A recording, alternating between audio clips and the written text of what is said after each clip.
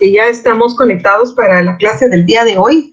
Agradezco su presencia y antes de iniciar la clase, pues ya les mencionaba que iba a dar unos anuncios que aunque el día de hoy o mañana se los voy a colocar en la plataforma, pero quería que lo tuvieran en mente.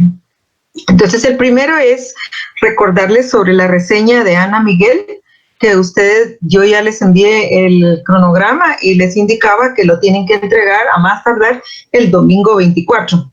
Hasta las 23:59 tienen para poder entregarlo. Y ya está abierto el portal, ya está abierto el espacio para que ustedes puedan, si alguna de ustedes ya lo terminó y quiere subirlo, pues ya está abierto para que ustedes puedan subir ahí su trabajo.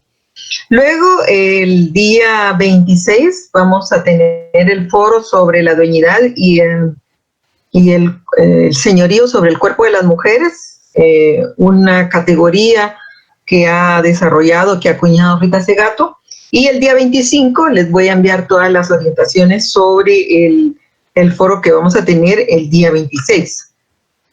Y luego también quería adelantarles, esto no lo conocían, pero sí sabían desde que comenzamos el curso, que hay que hacer un ensayo final como el cuarto módulo es el ensayo final del curso.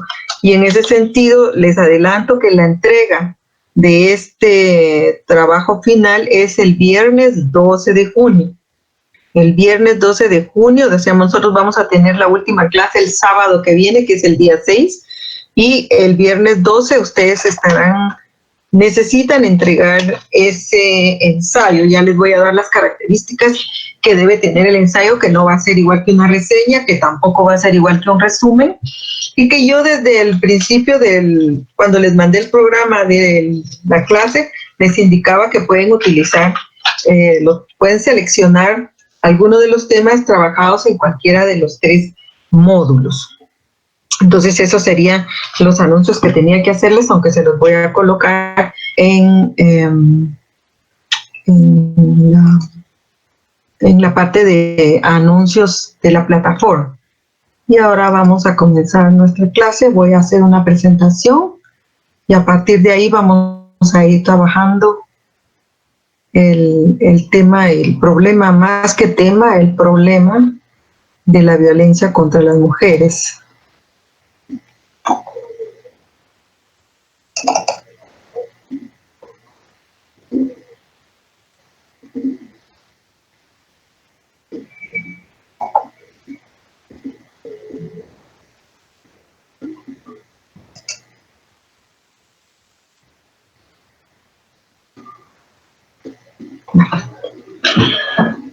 Bueno, entonces vamos con el contenido temático de esta mañana. Va a ser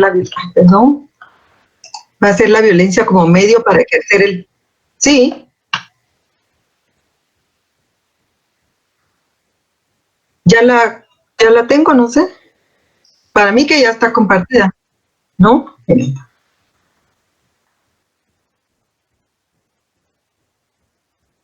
bien, ahorita voy.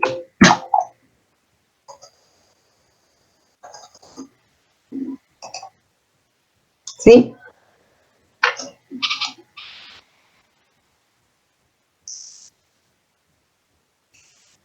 Ahorita voy.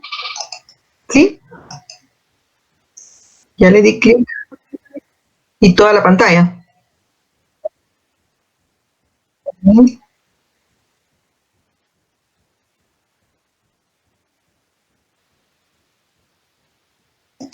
bien. Compartir.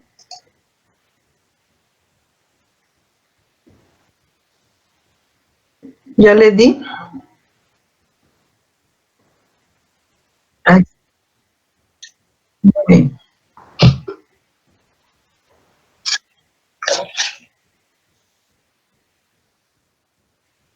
Muy bien.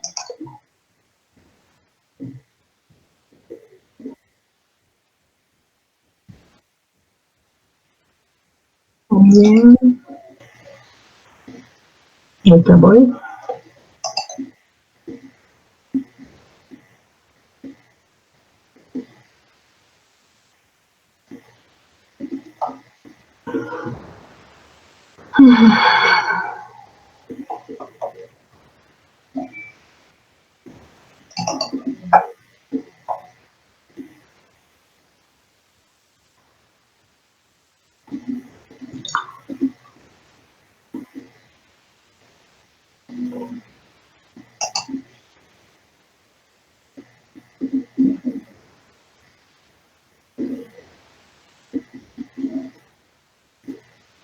¿Estamos ahora?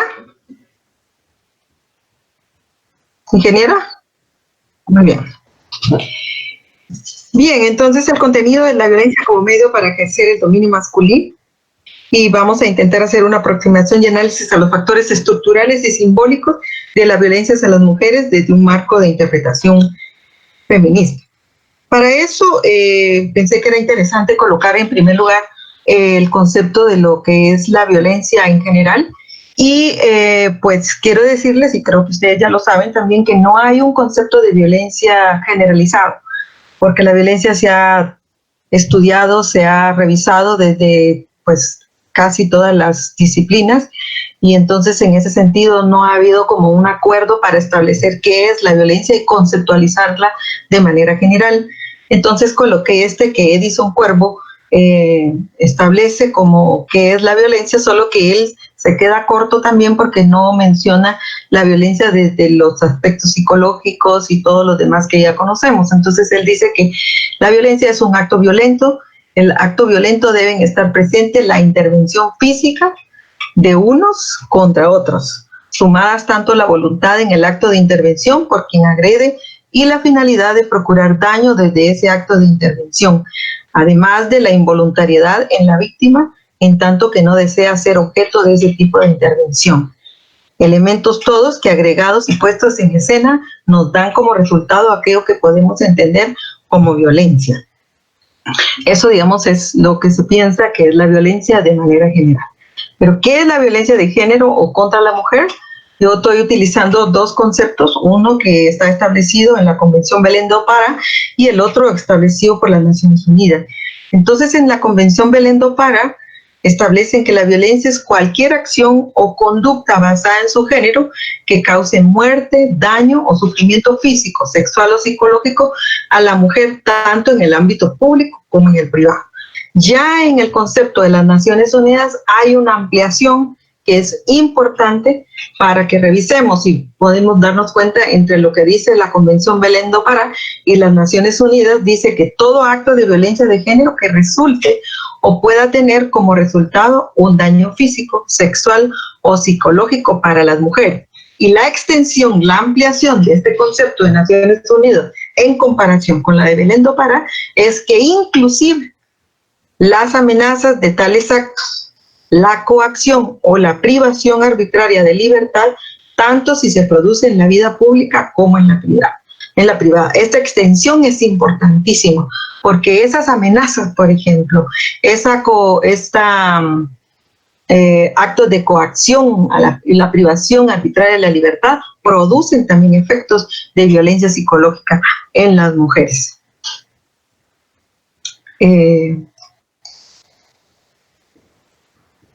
En cuanto al problema de la violencia contra las mujeres, tenemos que partir por comprender que esto se establece a través de las relaciones de poder entre hombres y mujeres en nuestras sociedades.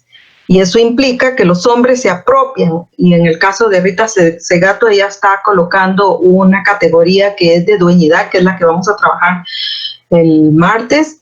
Implica que los hombres se apropian o se adueñan no solo del cuerpo de las mujeres, sino también en un sentido subjetivo, aplican un control de orden social, y cuando ese control se pierde, viene la sanción social. En ese sentido, también Marcela Lagarde establece que el problema de la violencia es un componente estructural de desigualdad. Ya Rita Segato da un paso más adelante hablando de que no es cuestión de desigualdad, sino que cuestión de dueñidad. Y la dueñidad de las mujeres es un mandato de la masculinidad, un mandato de crueldad que cada vez se hace más cruel, que cada vez se hace con mayor frecuencia. porque la violencia en realidad está creciendo en lugar de disminuir, o sea, la violencia en general y la violencia contra las mujeres en particular. Entonces, el elemento importante aquí para entender el problema de la violencia contra las mujeres, si es que se entiende de alguna manera, es comprender que esto está basado en las relaciones de poder entre hombres y mujeres que establecen una jerarquía donde los hombres son colocados en la primera dimensión y las mujeres somos colocadas como en la segunda dimensión o como ciudadanas de segunda categoría. Eso, por ejemplo, es el elemento crucial en el momento de comprender esta problemática.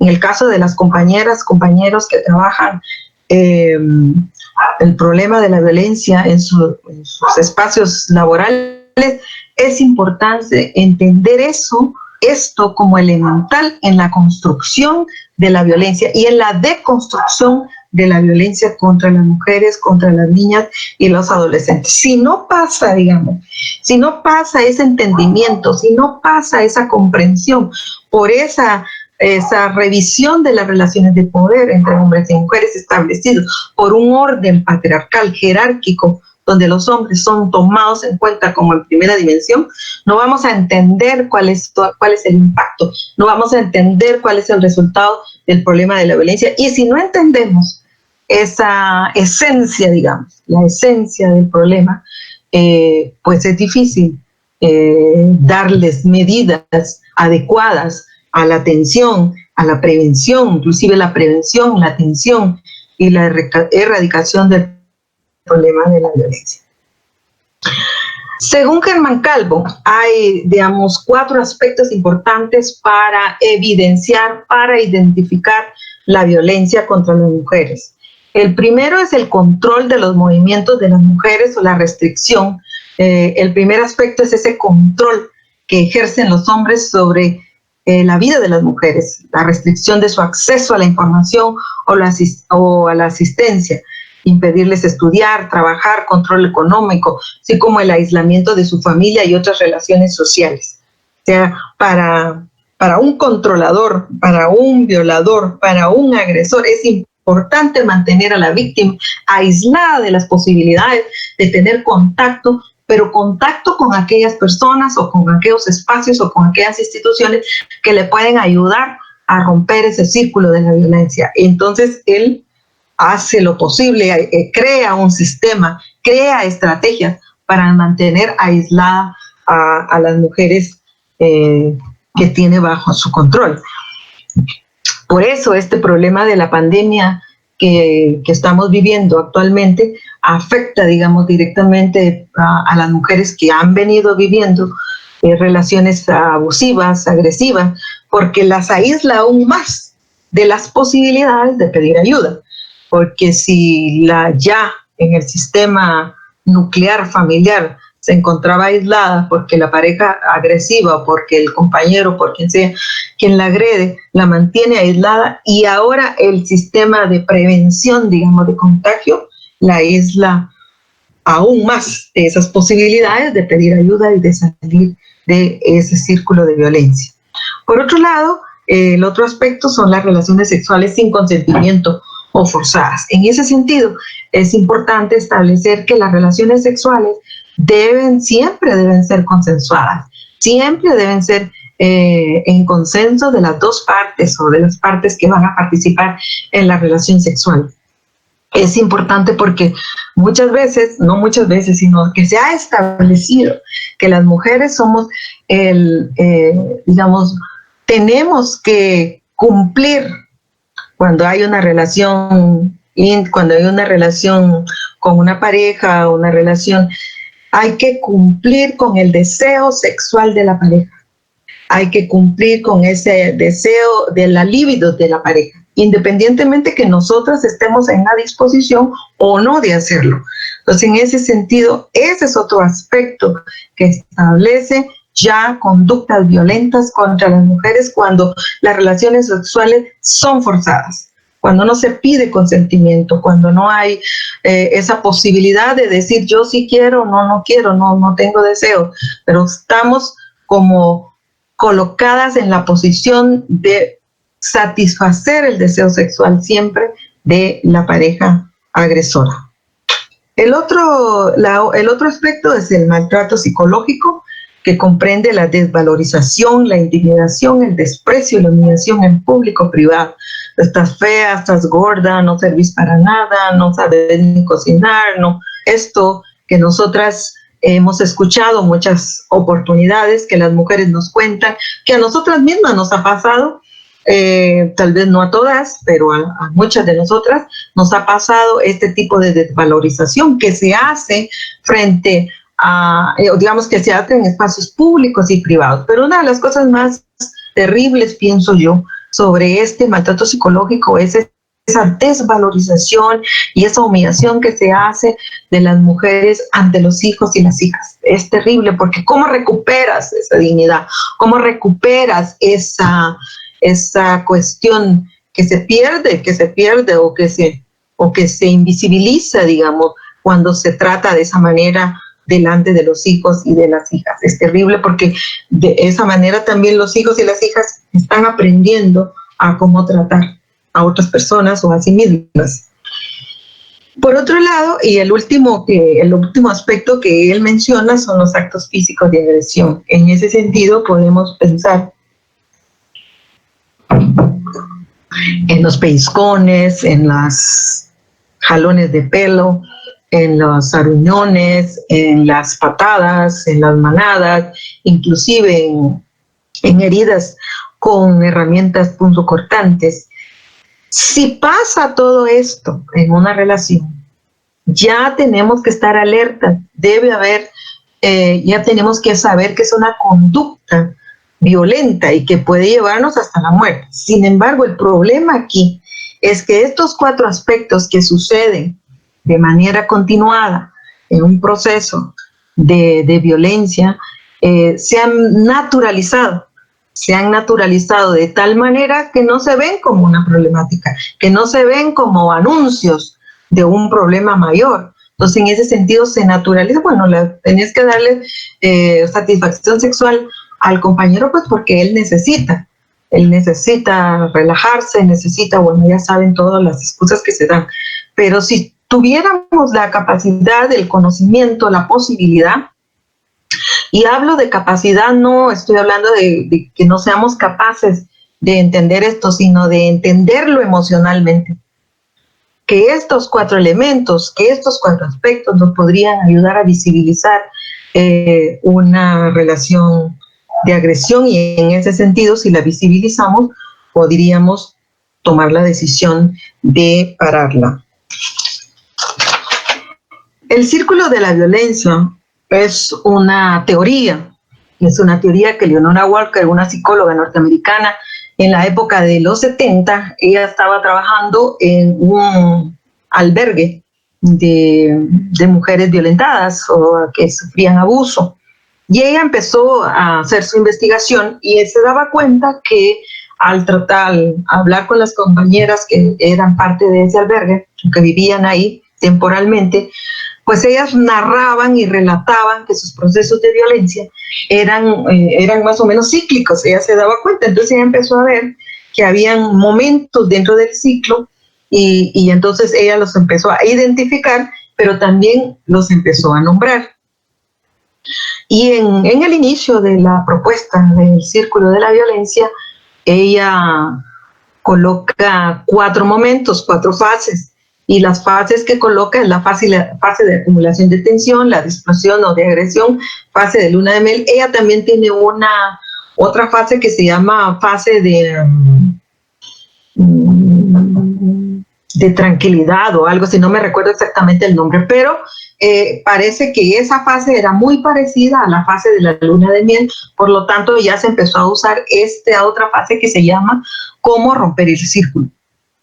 Cuando ella habla de la fase de acumulación de tensión, está hablando de aquellos momentos donde se empieza a acumular esa tensión, como por ejemplo, ¿por qué llegaste tarde? ¿Por qué no me planchaste bien? ¿No hiciste las cosas como te dije? ¿Por qué te estás hablando con tu mamá? ¿O te dije que no hablaras con tu mamá y por qué hablaste con ella? una serie de cuestiones que vienen y van acumulando la tensión y pasa hasta la fase de explosión y agresión. Esta fase de explosión o agresión es peligrosa. Es peligrosa porque puede llegar hasta niveles de feminicidio.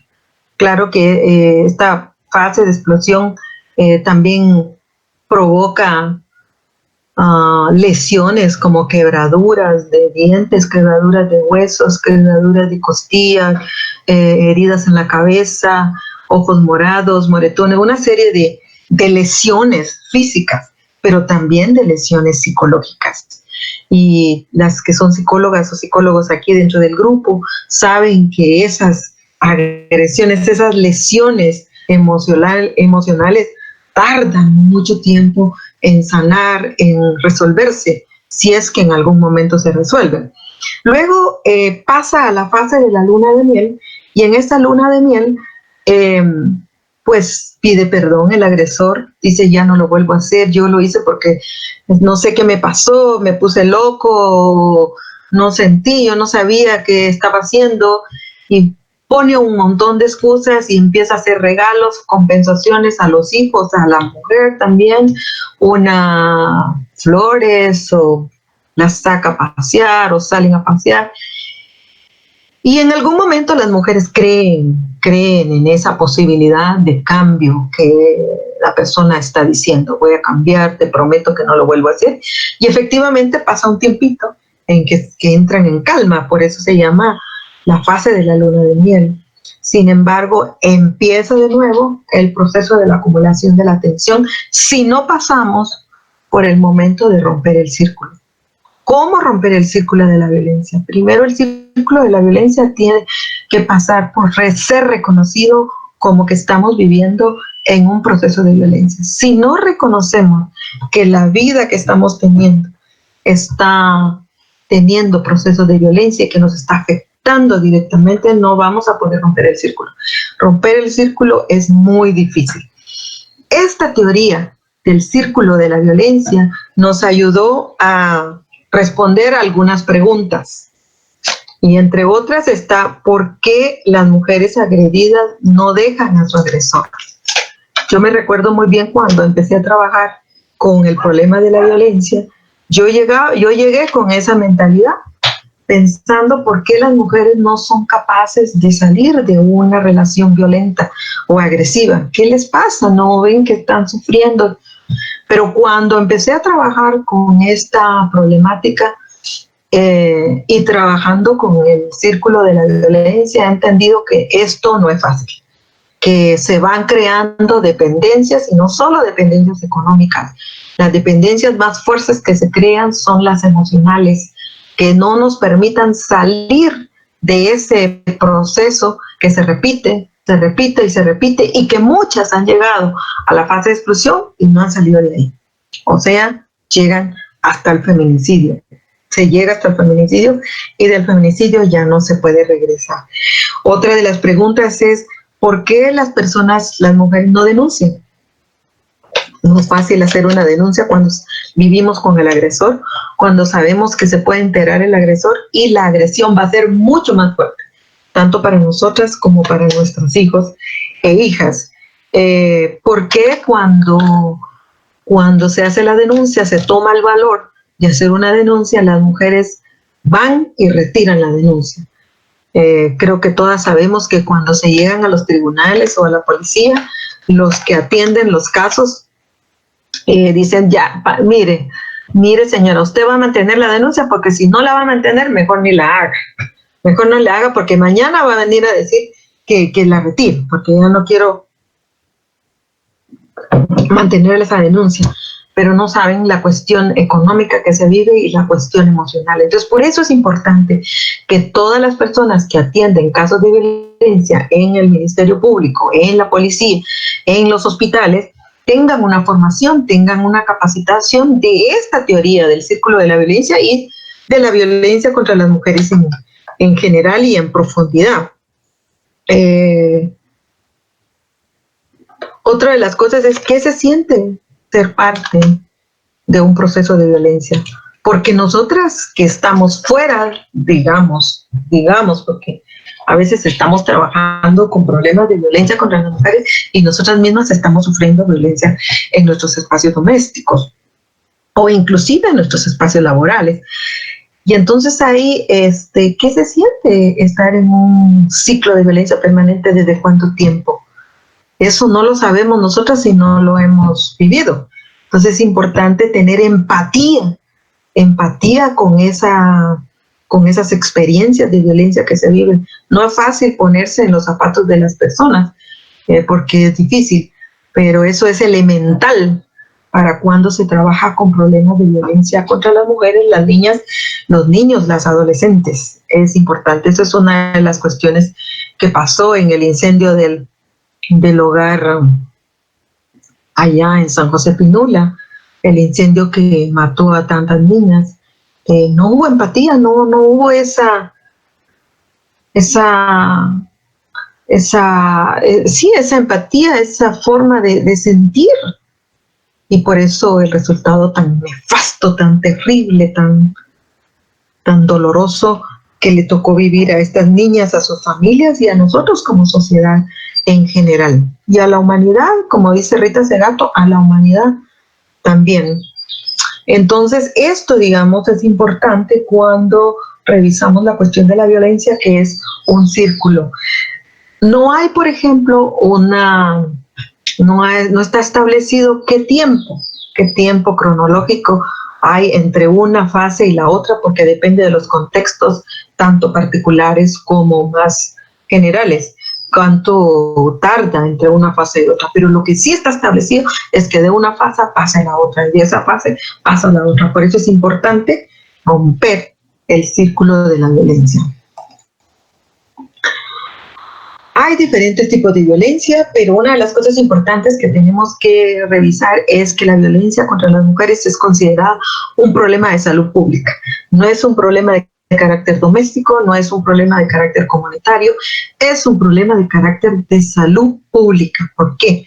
Porque la persona que se ve afectada, o sea, la mujer que se ve afectada de manera individual, también afecta, no ella, sino que el problema, el impacto de la violencia sufrida por ella, se impacta también al núcleo familiar, impacta también a la comunidad e impacta también a la sociedad en general. En ese sentido, la violencia es un problema de salud pública, además porque ya está reconocida por instancias mundiales como una pandemia, porque pues en la mayoría de países del mundo hay registros que relatan que existe violencia contra las mujeres en todos los lugares del planeta, si no todos, en la mayoría.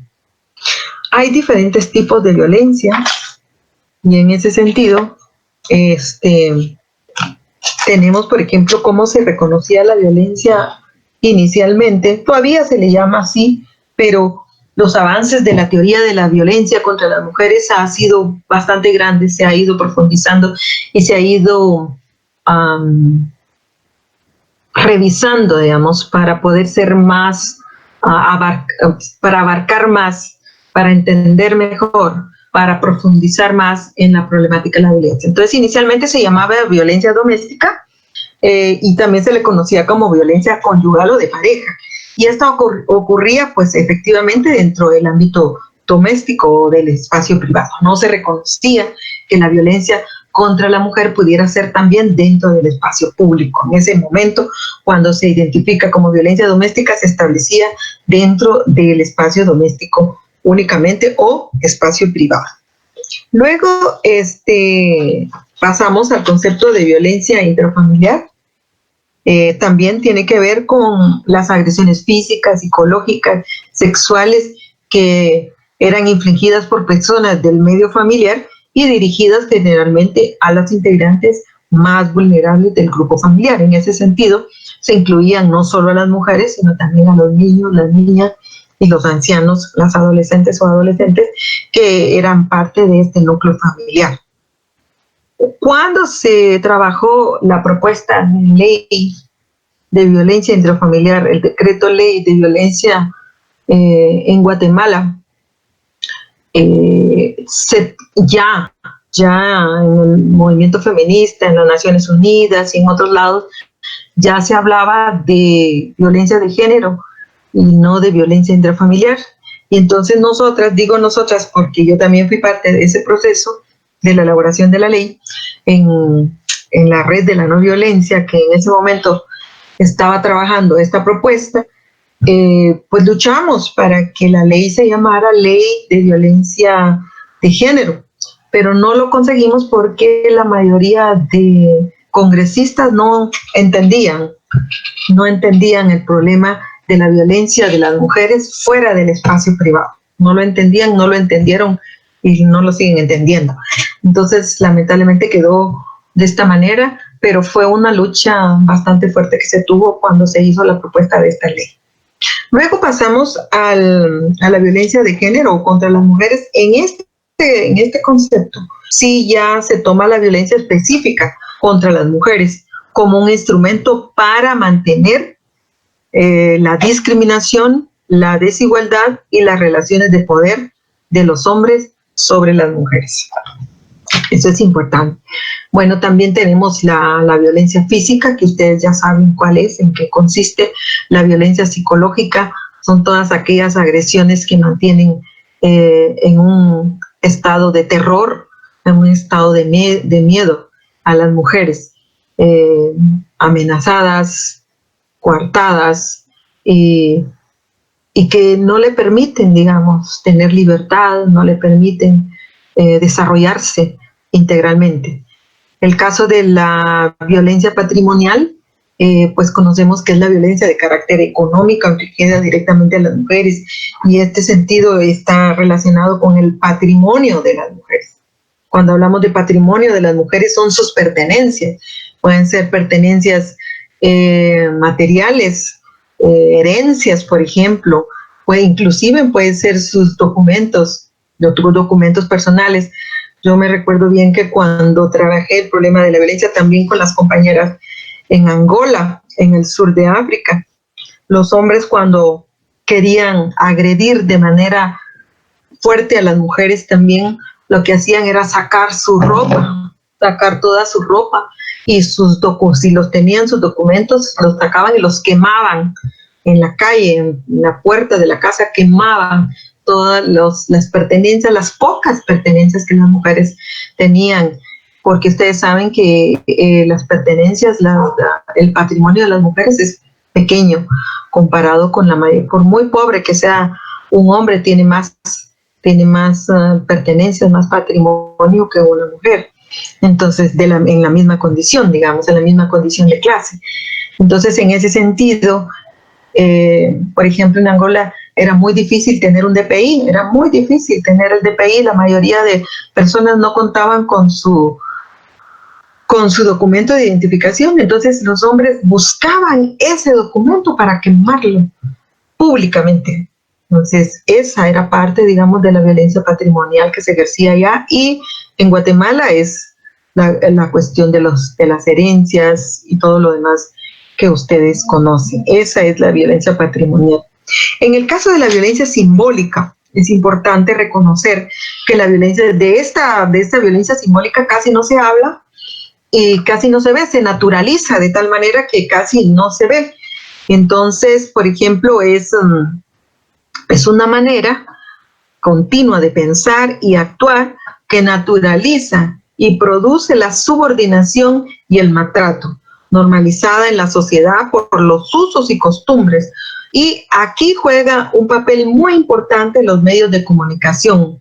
Estos son grandes aliados de la violencia simbólica, porque, por ejemplo, las propagandas, por ejemplo, ahora en los últimos, bueno, siempre, solo que en gran medida ahora la música también ayuda a promover la violencia simbólica permanente. Es terrible cuando uno toma taxis colectivos. No sé si ustedes han tenido la experiencia. Yo regularmente uso taxi colectivo. Entonces, en el taxi colectivo, los taxistas se creen con el derecho de colocar esas músicas donde denigran de manera permanente a las mujeres y vamos ahí y nadie dice nada. De repente yo digo alguna cosa y todas me miran de manera que bueno, que me baje del taxi. Entonces, esta violencia simbólica ayuda a mantener esa, esa dimensión de segunda categoría en que siempre nos han tenido en el orden económico, político y social en el que nos desenvolvemos. La violencia política es la que sufren las mujeres en el ejercicio de sus derechos políticos.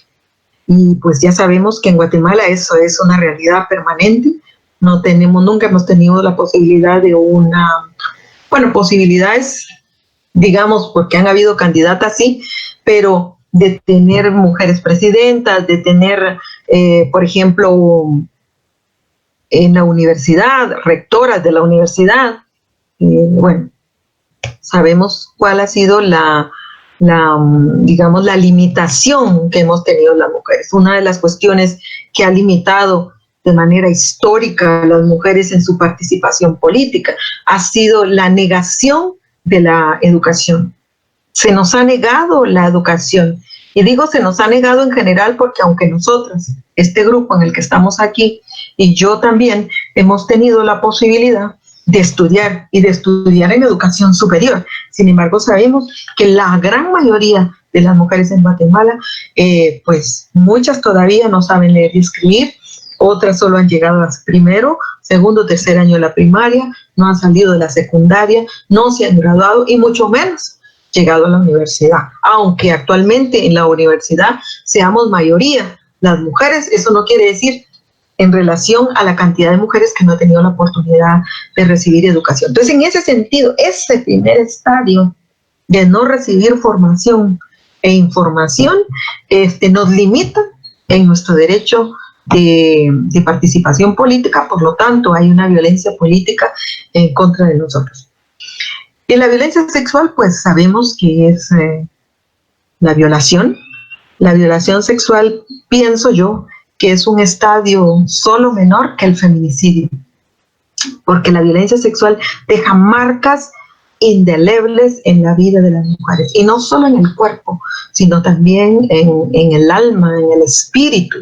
Es muy difícil poder hacer una sanación total de estos procesos de violencia sexual. He participado en procesos de terapia sobre cuestiones en cuanto a víctimas de violencia sexual, y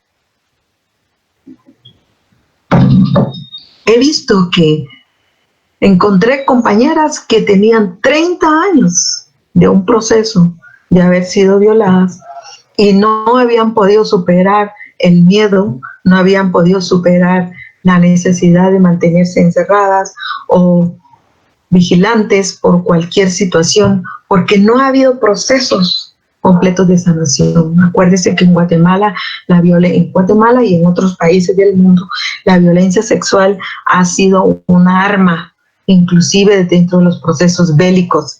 En ese sentido, han habido violencia sexual no solamente de carácter individual, sino también de carácter colectivo, de carácter comunitario. Y eso ha dejado una marca indeleble en la vida no solo de las mujeres que han sido violadas, sino también de sus comunidades y del país en general. Quienes no quieran ver esas marcas es porque no quieren, pero están de manera permanente saliendo en el desarrollo de todas las actividades del país. Y luego el acoso sexual. El acoso sexual, acuérdense que no está tipificado en Guatemala, por eso es tan difícil, y en muchas legislaciones del mundo todavía no hay una legislación sobre el acoso sexual, y por eso es muy difícil identificarlo. Por eso es muy difícil llevarlo a los tribunales. Por eso es tan importante la campaña del Me Too en Estados Unidos, que ya conocemos, porque se dio a conocer esta cuestión del acoso sexual, porque el acoso sexual es una manifestación en la discriminación de género, es un comportamiento de tono sexual, tal como contactos físicos, insinuaciones. Imagínense cómo podemos nosotros explicar o cómo podemos tener pruebas sobre las insinuaciones. observaciones de tipo sexual, o sea, aquellas miradas libidinosas que le llamamos, ¿cómo las podemos nosotros, cómo tenemos pruebas sobre eso? ¿Cómo se puede hacer una probatoria sobre esa cuestión? Exigencias sexuales, verbales y de hecho, que tienen como parte central las relaciones de poder. Entonces, en ese sentido es importante hacer una revisión sobre la cuestión del acoso sexual para ir creando una categoría que en Guatemala pueda tipificar este problema que se da de manera permanente. No sé si se recuerdan el estudio que hizo la AEU el año pasado sobre acoso sexual dentro de la universidad, donde los catedráticos eran los principales acosadores. ¿Y por qué eran los catedráticos los principales acosadores? Porque están en la cima del poder dentro de la estructura, digamos, de la universidad. Entonces, luego de los catedráticos aparecían los compañeros de clase y en tercer lugar están los que trabajan en otras áreas de la universidad. Todo este problema de la violencia contra las mujeres tiene una mitología que va creando estereotipos de la violencia contra las mujeres. ¿Y qué es un mito?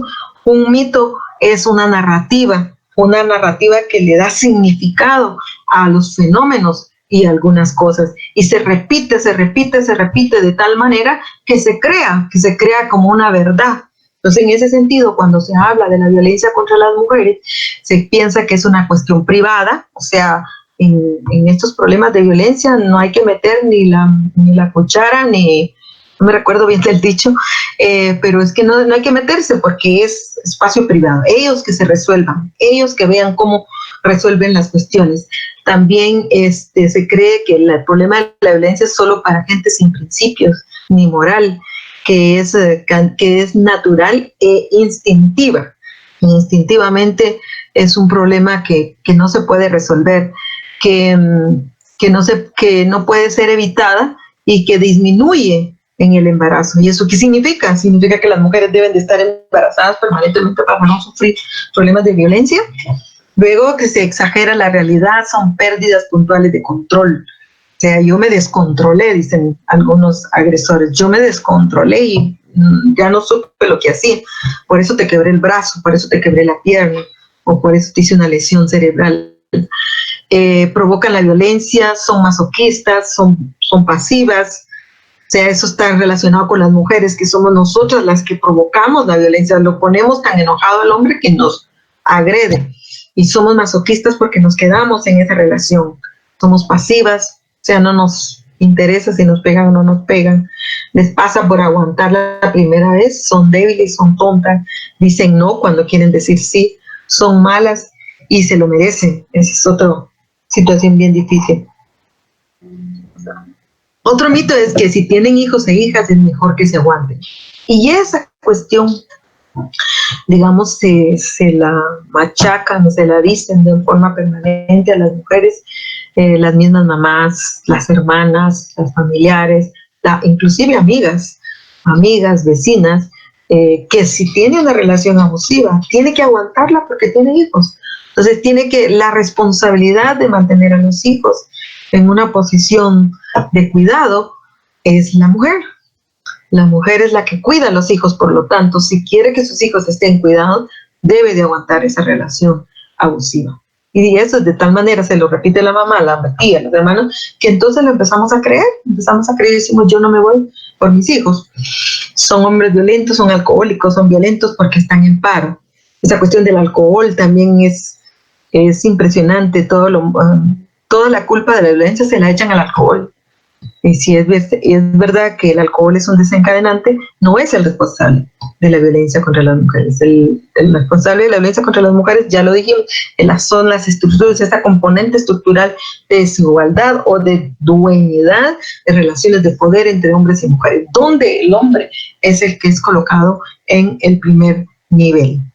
Son psicópatas, son impulsivos, son descontrolados, son sádicos, están locos o enfermos. También ese es otro elemento que es importante de revisar como parte de la mitología y de revisar porque se puede desmontar en el sentido que se puede decir que eso no es verdad, se puede desmentir, y lo vamos a ver en la siguiente diapositiva, donde Antonio Yugueros, que ha trabajado el desmontaje de los mitos de la violencia de orden patriarcal, dice, porque también se cree que la violencia solo la ejercen personas que no tienen información, que no tienen conocimiento, que son de una clase económica baja, digamos. Él dice que la violencia de género no entiende de clases, y eso nosotros lo sabemos. Aquí en Guatemala tenemos casos paradigmáticos, el caso de la señora Cristina, se me olvidó el apellido, pero todas ustedes seguramente lo saben, y no entiende de... Visa, Dina. ¿Perdón? La Visa. Visa, sí, gracias, muy amable. Todas sabemos de este caso paradigmático, y es seguro que hay muchas Cristinas de Cabezas en este país y en otras partes del mundo. Lo que pasa que en esa clase hay medios para invisibilizar más la violencia contra las mujeres. Imagínense que en el caso de Cristina Secaviza, su suegra ayudó al esposo a cubrir toda la posibilidad de identificar esta violencia como un feminicidio. Entonces, es seguro que en esta clase hay más casos de violencia, pero las mujeres, por ejemplo, de esa clase pueden ir a un médico, pueden ir a un psicólogo que les va a cobrar muy caro, pero que pueden ellas pagar ese tipo de atención. Entonces, el hecho aquí no es la clase, no es la cuestión. El hecho aquí es que nosotras somos mujeres, y el hecho de ser mujeres establece la posibilidad de ser víctimas de violencia de todo tipo, de las que ya vimos y otras seguramente. Eso nos coloca en esa posición, coloca en la posición de ser víctimas de violencia, no el hecho de la clase, no el hecho de los conocimientos, sino que más bien el hecho de ser mujeres. Por otro lado, el porcentaje de hombres, que es otro elemento importante para desmontar la mitología de la violencia contra las mujeres, es el porcentaje de hombres que ejercen violencia contra sus parejas o exparejas que se encuentran diagnosticados de enfermedad mental, oscila entre el 5 y el 7%, que entonces del otro 90 y tanto por ciento no tiene nada que ver con que son locos, que son psicópatas. Eso no es verdad, eso es un invento de este orden patriarcal para mantener apaciguadas las posibilidades de hacer denuncias y lo demás. El alcohol, que es lo que decíamos anteriormente, puede ser un desencadenante de una conducta violenta, pero no la causa, simplemente para reflexionar, porque el maltratador alcohólico o bajo los efectos del alcohol maltrata solamente a su pareja y no a otras personas. Cuando un alcohólico sale de un lugar donde ha estado alcoholizándose, bebiendo, llega a su casa, no va pegándole a toda la gente en el camino, algunos tal vez sí, pero en su mayoría llega un maltratador con su compañera, llega a su casa, espera llegar a su casa para ejercer la violencia con su víctima.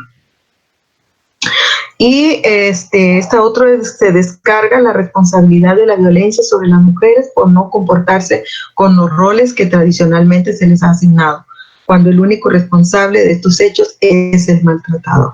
Y esto lo hablamos cuando estábamos hablando sobre que las mujeres somos el objeto del deseo de los hombres. Si no cumplimos sexualmente con los hombres, si no cumplimos domésticamente con los hombres, con los deseos de los hombres, entonces somos responsables de la violencia. Somos nosotras las responsables, somos nosotros las que los volvemos locos, somos nosotros las que los volvemos violentos, somos nosotras las que no podemos evitar el problema de la violencia contra nosotras mismas. Entonces, hay una mitología que se ha creado durante todos los momentos históricos y se ha venido reforzando, ya lo vimos desde la violencia simbólica, se ha venido reforzando y reforzando en todo el proceso histórico de la humanidad, pero también hay posibilidades de irlos desmontando estos mitos. Es importante ir haciendo revisión. Cuando trabajamos con el problema de la violencia en nuestras instituciones o en nuestra familia o donde sea, tenemos que ir revisando estas cuestiones para ir desmontando. No es fácil desmontar un mito que se ha ido desarrollando, que se ha ido construyendo durante siglos y que se venga a resolver con una información estadística o con un estudio no es fácil. Pero es importante tener información, hacer investigación para poder ir desmontando toda esta mitología.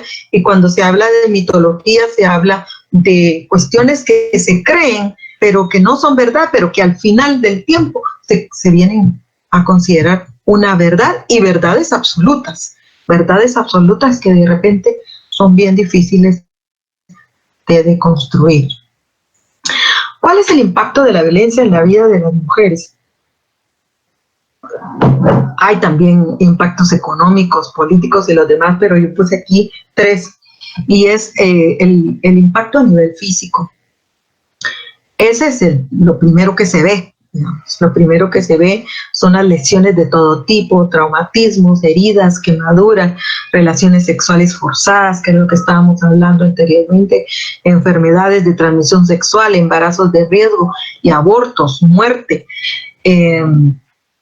Estas enfermedades de transmisión sexual, hace algunos 10 años, creo yo, todavía, los contagios del VIH eran mayoritariamente en mujeres que eran monógamas. Quiere decir que ellas tenían relaciones únicamente con su pareja sexual, pero ellos no tenían ellos tenían relaciones sexuales con diferentes personas.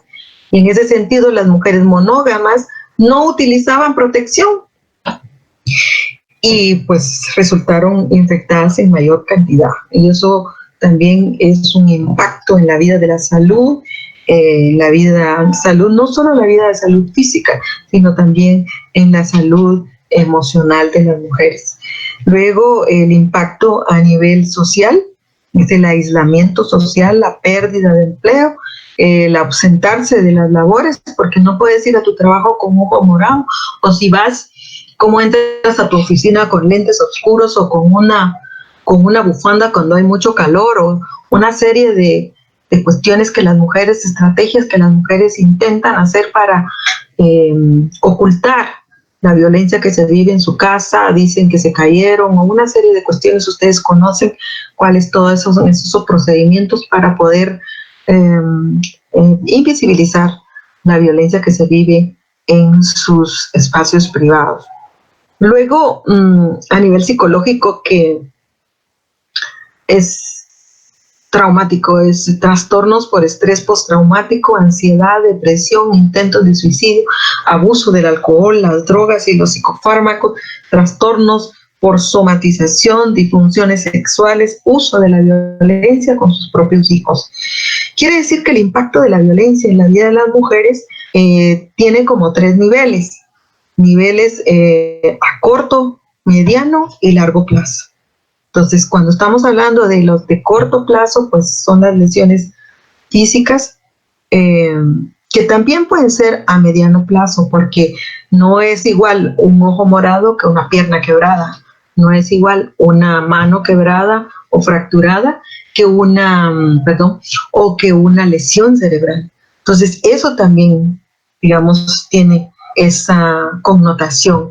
Y quedarse sin trabajo, pérdida del empleo, también es una cuestión a nivel de mediano plazo, que también puede ser de corto plazo. O sea que son interseccionales estas cuestiones. Pero el nivel psicológico, el impacto en la vida psicológica de las mujeres es de larga duración. No es fácil una recuperación de una violación sexual, no es fácil una recuperación de una violencia permanente, sistémica y sistemática en el espacio privado de las mujeres. Eso va haciendo una mella en la vida psicológica de las mujeres, en su salud emocional, en su salud mental, que puede causar esos problemas que mencionamos aquí y seguramente otros. ¿Cuál es la situación de la violencia contra las mujeres en los últimos 10 años? Es aterrador. La vez pasada, creo que en la primera clase que tuvimos, yo hablaba de que en realidad sí pienso que la violencia de las mujeres ha subido, ha crecido, en lugar de que se haya disminuido. Y escuchando a Rita Segato, y ustedes seguramente la van a escuchar en el video que tienen que escucharla, que yo les di para que la escucharan, ella habla sobre que no solamente ha aumentado la violencia contra las mujeres, sino que se ha vuelto más cruel. Y eso, cuando empezamos a hacer una revisión de los casos que salen casi de manera cotidiana en Guatemala, en otros países, en realidad la crueldad sobrepasa cualquier posibilidad, cualquier pensamiento, cualquier idea es impresionante. Entonces, en ese sentido, la Organización Mundial de la Salud refleja a través de sus estadísticas que en el 2013, eso fue en el 2013, imaginémonos ahora, si es que esto ha subido, el 35% de mujeres han sufrido violencia física y o sexual en el contexto de relaciones de pareja a nivel mundial. Y la OMS en el 2017 afirma que la violencia contra las mujeres es una pandemia porque ya, digamos, hay registro a nivel de la mayoría de países y estos registros establecen que el 35% de las mujeres en el mundo han sufrido violencia sexual o física por parte de los hombres. Imagínense, 35 mujeres de cada 100 en el mundo. Son millones de millones. También la OMS establece en el 2017 que Dinamarca, imagínense, Dinamarca con un 52% sobre el problema de violencia sexual o física, Dinamarca con 52%, Finlandia 47%, Suecia 46%, Francia, Reino Unido 44% y España con 22%. Si le hemos dado seguimiento a las estadísticas actuales de la violencia contra las mujeres en el periodo de la pandemia, España y estos países en Europa y otros, en Argentina ha sido un problema tremendo, y no sé si solo porque hemos tenido información de Argentina por las estadísticas, ellos tienen un sistema de estadísticas muy eficiente, por lo tanto tenemos información permanente sobre esas estadísticas. Entonces, en ese sentido, España ha denunciado que la violencia se disparó, y los feminicidios es impresionante. Es impresionante cómo han matado mujeres enfrente de sus hijos, apuñalado mujeres enfrente de sus hijos en España. En Guatemala, pues ya también hay una mínima estadística de los asesinatos, de las muertes de las mujeres por violencia durante el periodo de la pandemia. México, en América Latina, México y Brasil son los países que registran más casos de feminicidio al año en la región, mientras que la tasa más alta por cada 100,000 habitantes la tiene el denominado Triángulo Norte de Centroamérica. Y todas aquí sabemos que Triángulo Norte de Centroamérica estamos incluidas Guatemala.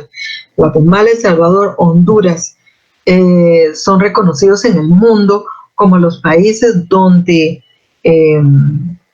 hay menos seguridad para las mujeres, para la población en general, pero para las mujeres específicamente. Entonces, en ese sentido, el Sistema Nacional de la Violencia contra las Mujeres, si quieren tener información, ellos hicieron unas infografías muy interesantes que lamentablemente yo no pude colocar aquí, pero este Sistema Nacional de Violencia contra las Mujeres lo pueden buscar en el internet y encontrarán esas infografías donde establecen que en el 2013 los actos de feminicidio y otras formas de violencia, no solo feminicidio, no solo otras formas de violencia, sino en su conjunto, dieron un total de 56,495 casos. En el 14 bajó 48,000, en el 2015 sube a 51,000, en el 2016 baja a 52,000 y en el 2017 sube a 52,000 y en el 2017 baja a 49,000. Aún no tenemos los reportes del 2018 y 2019. Lamentablemente en Guatemala, aún teniendo una cobertura legal que podría establecer la posibilidad de tener estadísticas sistemáticas para contar con una fotografía real de la problemática de la violencia, contra las mujeres y contra las niñas, contra los niños, los ancianos y las adolescentes en Guatemala. Lamentablemente todavía no tenemos ese sistema y limita demasiado para poder entender en su máxima dimensión el problema de la violencia contra las mujeres.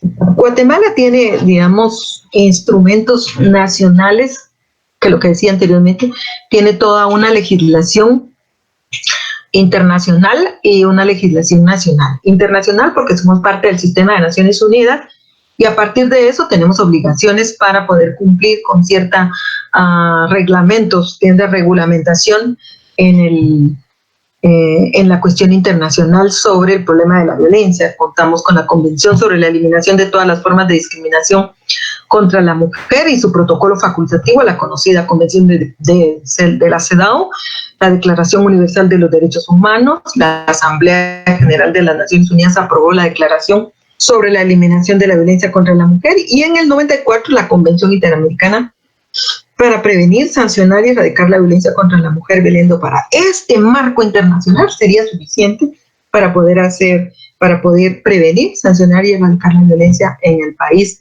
no en un momento, no en un periódico, no en un periodo, pero sí en un proceso.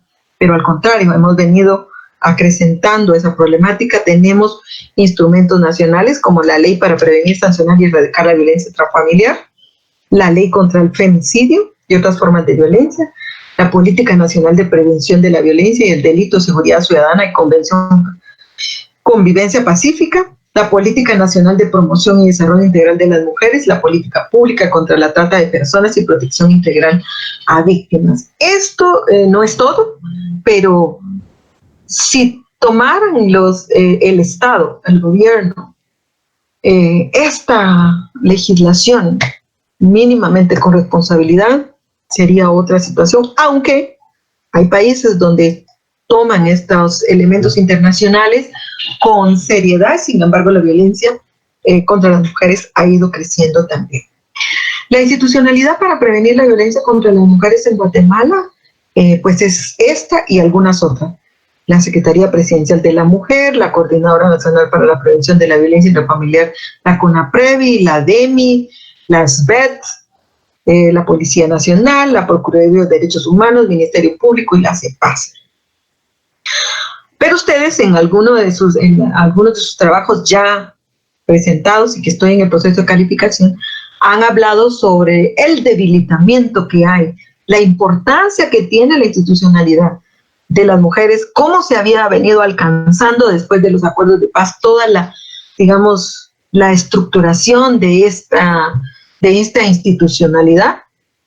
Sin embargo, de dos periodos presidenciales, o sea, el periodo pasado y el inicio de este periodo, y el antepasado también, pero más en el pasado, se debilitó de una manera profunda la institucionalidad.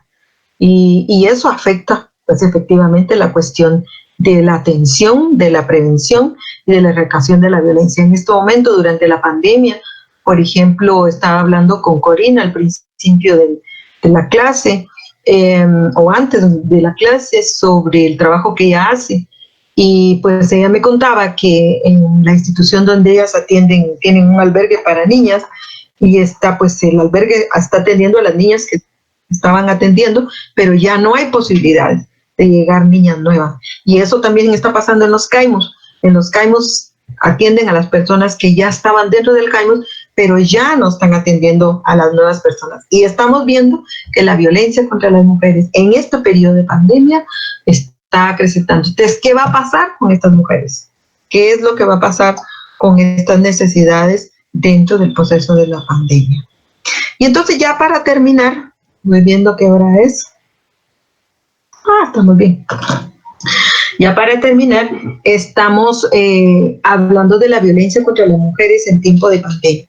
Una de las cosas importantes es reconocer que no es la pandemia provocada por el COVID-19 que provoca la violencia contra las mujeres. Ya sabemos que este problema de la violencia contra las mujeres es un problema de relaciones de poder entre hombres y mujeres y el orden el orden patriarcal, que ya lo hemos venido platicando, que ustedes en sus diferentes cursos de esta maestría han ido revisando, han ido profundizando, han ido analizando sobre cómo este orden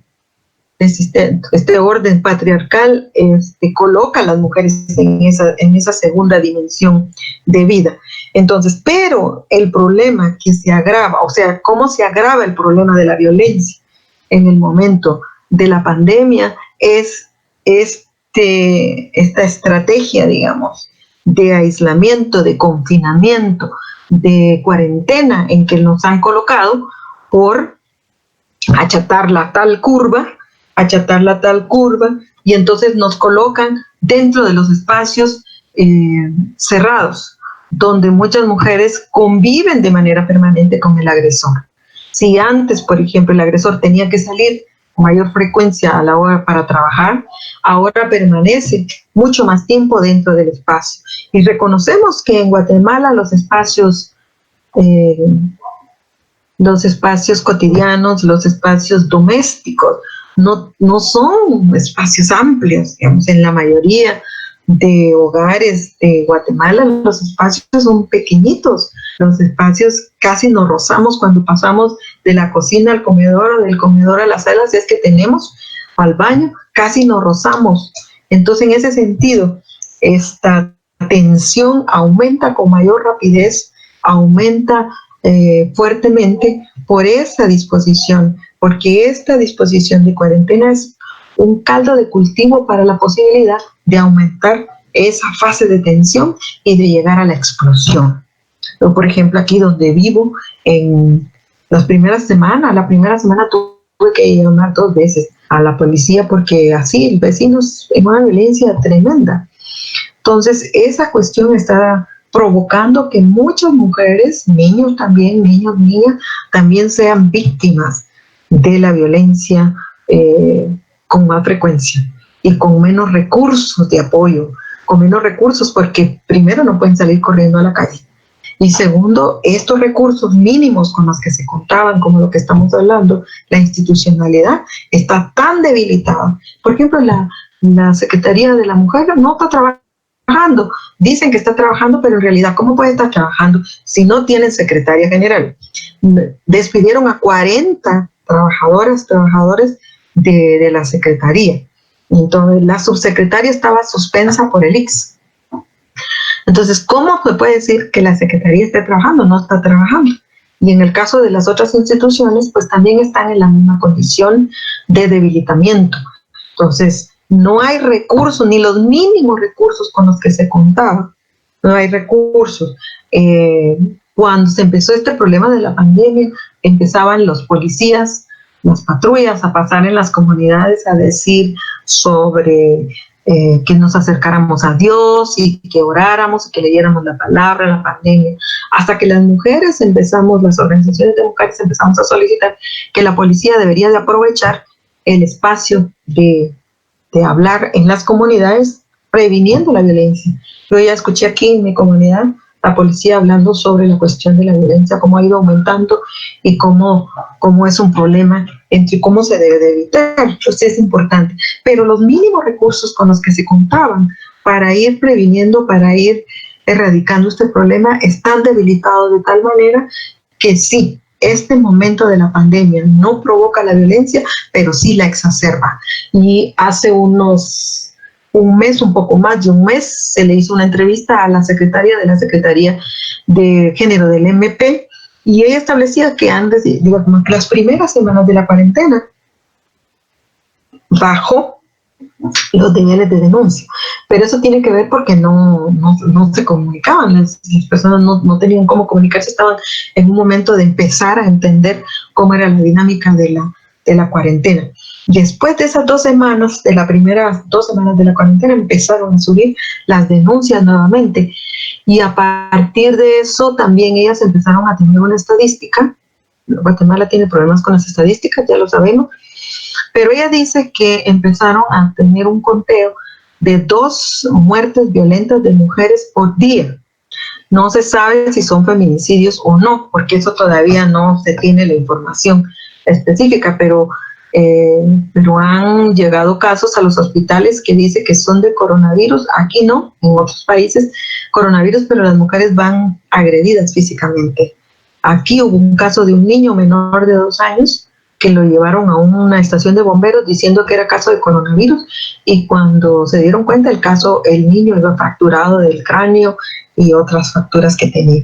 Entonces, en ese sentido, este espacio de la pandemia, que no sabemos cuánto va a durar, ya llevamos más de 70 días en este proceso, y que según los expertos y expertas, este proceso va para más largo, y en ese sentido, la violencia va a aumentar, la violencia va a tener más víctimas.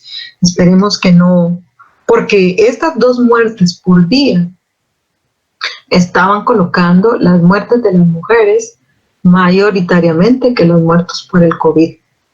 Entonces son cifras importantes que tenemos que colocar en nuestros sistemas de análisis, en nuestros sistemas de reflexión sobre el problema de la violencia contra las mujeres. Muy bien, como tenemos un tiempito, si ustedes tienen algunas preguntas, podemos, o quisieran hacer comentarios, podemos hacerlo ahorita.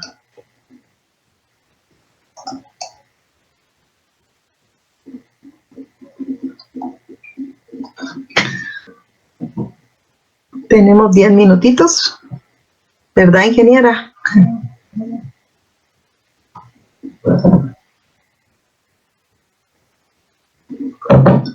Si tuvieran que hacer algún comentario sobre el problema de la violencia en el momento actual, sería interesante poder escucharlo, o experiencias que ustedes han tenido. Muy buenos días, Teresa. Qué gusto saludarla. Gracias, igualmente. En su disertación escuchaba cómo el problema de la violencia contra las mujeres es un problema de salud, y justamente estamos conscientes que así es. Usted nos solicitó, nos indicó que teníamos que hacer un trabajo sobre los mecanismos institucionales para la atención y para el respeto de los derechos humanos de las mujeres. Y ahorita usted comentaba que los centros de apoyo, que los CAIMUS no están trabajando. Quiero comentarle que yo soy parte de uno, de hecho coordino el de Quetzaltenango, y sí hemos estado haciendo acciones. Justamente no tenemos presupuesto, no tenemos recursos, pero seguimos trabajando. La atención de las mujeres es permanente.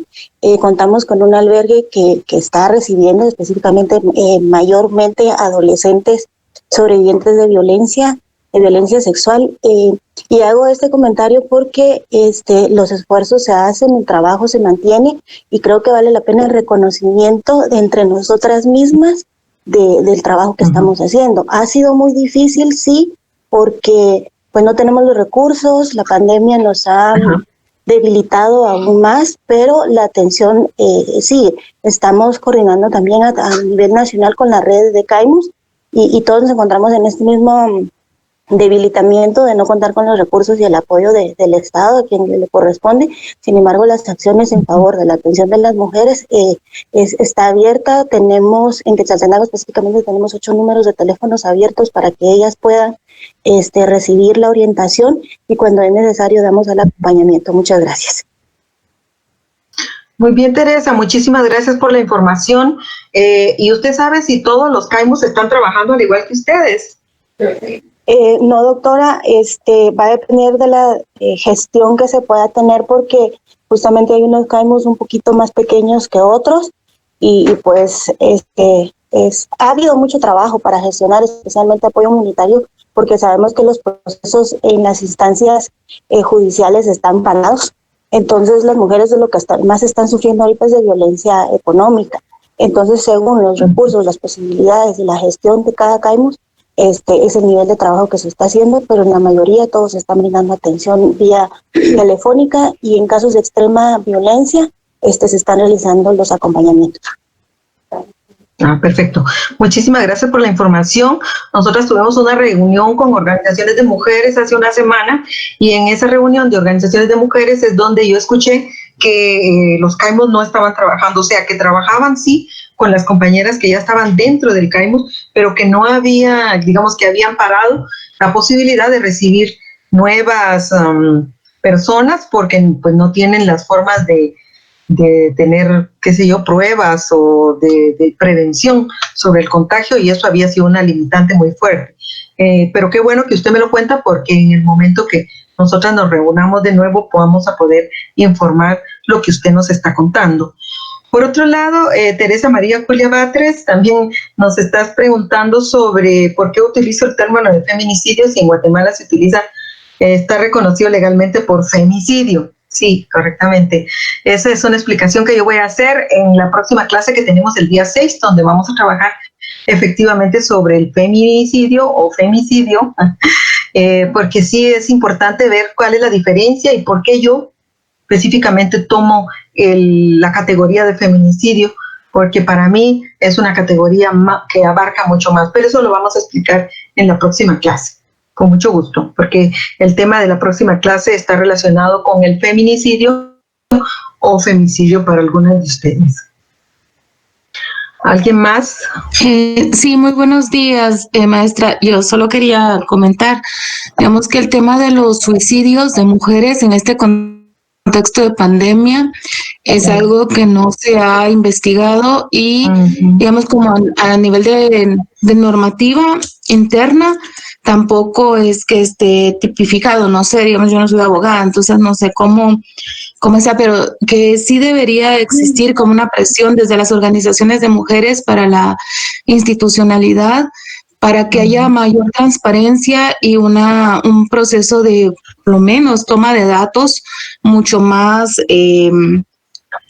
enfocado en visibilizar los contextos en los cuales los suicidios de mujeres se están dando, porque entiendo que hay un incremento, en la mayoría de estos datos los maneja INASIF, hay un incremento en aparentes suicidios y que efectivamente pudiesen ser suicidios, pero que tal vez habría que ver las condiciones de las mujeres que toman esta difícil decisión, digamos, de quitarse la vida, y cómo esto está influido en este momento por la crisis económica, las mismas crisis emocionales o los distintos tipos de violencia a las que pueden estar expuestas o han estado expuestas. Celia, efectivamente, dentro de este espacio que les menciono de organizaciones de mujeres se ha hablado ya sobre este aumento de suicidio de mujeres y en realidad no hay estadísticas, no hay identificación que pueda apoyar para poder hacer análisis más profundos, pero sí se está pensando en esa posibilidad de poder solicitar más información para saber qué es lo que está pasando con este problema, aunque aparentemente tenemos idea de qué es lo que estábamos hablando, de que esta situación de vivir en confinamiento aumenta, digamos, el problema de la violencia y en ese sentido aumenta el impacto emocional, el impacto en nuestra salud emocional, en nuestra salud mental, toda nuestra salud en general. Y eso puede ser una posibilidad, no estamos hablando que sea eso, pero tenemos que tener más información. Doctora, buenos días, nuevamente. Ahí con un comentario en relación a la tendencia que este gobierno está realizando, vemos que, bueno, yo pienso que sí se va a desaparecer la CEPREM, ¿verdad? Que esa tendencia se lleva por toda esa reducción que se está haciendo en el presupuesto y en la inversión de este mecanismo. Sin embargo, bueno, yo creo que todos los logros que se han tenido históricamente, especialmente a partir de los acuerdos de paz, pues han sido luchas, especialmente el movimiento feminista, ¿verdad? Sin embargo, también he escuchado que muchas organizaciones feministas pues no le apuestan mucho a toda esta institucionalidad que se ha establecido en el país, precisamente porque Por ejemplo, en el caso de Quetzaltenango, no sé ahorita si está todavía la compañera, pero ella estaba designada para atender 24 municipios. Realmente el trabajo sin ningún recurso, porque no tenía más que su salario. Entonces esto viene a repercutir para que ese trabajo sea muy limitado. Aparte también, en otras compañeras que han estado en ese cargo, por ejemplo, supe de que el trabajo que realizaban era, por ejemplo, unos cursos de uñas acrílicas para las mujeres, jornadas de belleza, situaciones que realmente evidencian que en esos cargos muchas veces hay compañeras que no están preparadas, que no tienen la experiencia, que no cumplen el perfil, que no tienen el expertise realmente de por qué deben de estar en esos cargos y cuál es su trabajo. Entonces, vemos que a pesar de que ya están estas instituciones, todavía hay mucho trabajo que hacer para fortalecerlas, y entonces aún sumado a esto, pues se considera un retroceso mucho más fuerte el que tiendan a desaparecer, ¿verdad? Porque han sido luchas que estamos ahí en esos procesos, todas las mujeres, y sin embargo ahorita con la actitud de este gobierno, pues yo creo que sí, la CEPREM, su tendencia es a desaparecer. Sí, esperemos que no. O sea, esa es la lucha que tendremos que hacer, digamos, las organizaciones de mujeres y otras mujeres en particular, para que no desaparezca la CEPREM. Por un lado, digamos, ellos ya querían cortarla totalmente, sin embargo no lo han hecho todavía, no lo lograron, aunque como estábamos diciendo anteriormente, es que no está trabajando, solo está como una figura nada más. Va a depender ahí sí que de nosotras y de la incidencia política que logremos tener para poder recuperar. Es verdad lo que usted dice, muchas mujeres nos desencantamos, más que no le apostemos, sino nos desencantamos de la institucionalidad de las mujeres, por lo que usted misma mencionó. Hay una cantidad de funcionarias dentro de la institucionalidad que no tienen nada que ver con ni siquiera conocen la problemática de las mujeres. Y en ese sentido, por ejemplo, la política, los programas que cada una de las instituciones tiene, no se han llevado por la ruta que deberían de haberse llevado, con la ruta que se planteó desde el principio. Y por ahí hay un desencanto, digamos, pero no estamos pidiendo que se desaparezca la institucionalidad. Creemos que la institucionalidad es necesaria, pero es necesaria desde los objetivos planteados en un principio, desde los objetivos para ir mejorando la condición, la posición y la situación de las mujeres en la sociedad, para ir mejorando la calidad de vida de las mujeres. Pero eso es lo que ha pasado, eso que usted dice sobre la formación que se dan desde la CEPREM o desde otras instancias, pues ha sido eso mismo, mantener el status quo de las mujeres en esa posición de subordinación. Y, por ejemplo, otra institución que ha ido perdiendo mucho su objetivo, su misión, su visión con la cual fue construida, es la DEMI, por ejemplo, una instancia tan importante para las mujeres indígenas, pero se perdió bastante. No quiero decir que no sea recuperable, pero se ha perdido mucho. Otra que pues la misma CONAPREVI, que se quedó paralizada durante 6 años, si no me equivoco. Eso fue terrible, porque esa era, digamos, la instancia especial para trabajar la problemática de la violencia. Entonces, esta institucionalidad que en un momento fue planteada para ir resolviendo una serie de problemas, solo sirvió hasta cierto momento, no quiero decir que en todo, pero solo sirvió para darle trabajo a ciertas personas y mantenerlas en ese espacio, digamos. Bueno, hemos terminado. No sé si alguien quisiera hacer alguna otra cosa. No sé, ingeniera, ¿cómo estamos?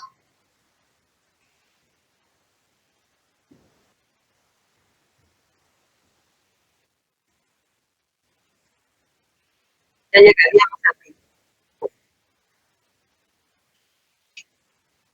Muy bien. Solo lo último que les recuerdo a todas y a los compañeros que estuvieron en la clase, que la reseña de Ana Miguel es para presentarla el día 24 hasta las 23:59 está abierta la plataforma, pero ya está abierta desde ayer mismo.